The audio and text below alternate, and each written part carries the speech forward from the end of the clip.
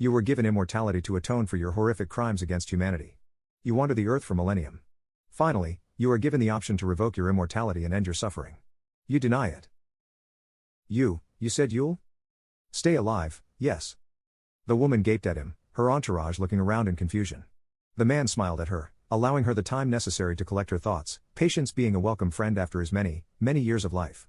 She finally managed to respond after a full minute of silence, her eyes wide with disbelief. You were given immortality and placed under the indefinite watch of the collective 8 millennia ago, you. 7.6 actually.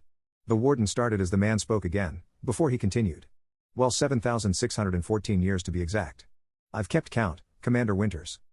Eliza stared at the man, waiting for him to continue, but he seemed more content to smile back at her in silence, so she cleared her throat and continued. Yes, well, you've been under containment for over 8 times the length of any other prisoner, and you're saying you want to continue living in this state?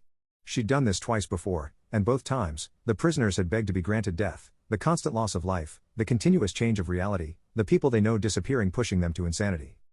C, whose name had apparently been lost over the many translations and transitions of technology, the letter being the only address that remained within a single dusty flash drive that had barely booted up when they pulled out centuries-old technology, smiled wistfully as he looked up into the sky, watching the clouds slowly meander across the blue expanse.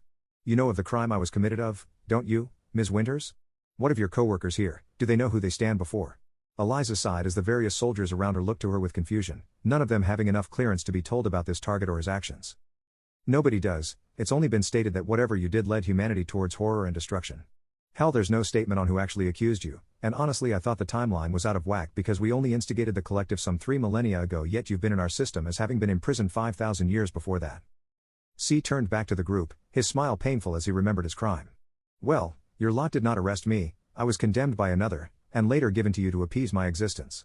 In fact, I believe I was the idea behind the whole given immortality and forced to wander the earth concept in the first place. He stood and stretched, walking to the edge of the cliff as he spoke. As for my crime, it ties into why I don't wish to be released yet. I have yet to help humanity enough to contrast the sins I have pushed up on them, and I don't know if I ever will. I introduced a pain that should have never been known, created an evil that should have never been thought of. I took the knowledge my father and mother had cursed us with, and I twisted it in anger, turning it up on my own flesh and blood. And I had the gall to try to hide it from not only my family but from the eyes of heaven itself. His voice grew as he spoke, and Eliza heard one of her soldiers gasp. She turned back and saw Talia, her eyes wide as she grasped the rosary she always wore around her neck. It took a few more seconds, but she finally connected the dots, her eyes widening in disbelief as she spun back to the man who had turned back to them, his eyes soft and sorrowful. Cain smiled at them, not even attempting to hide the pain that hid in his soul. My crime, Eliza, was murdering my own brother in cold blood.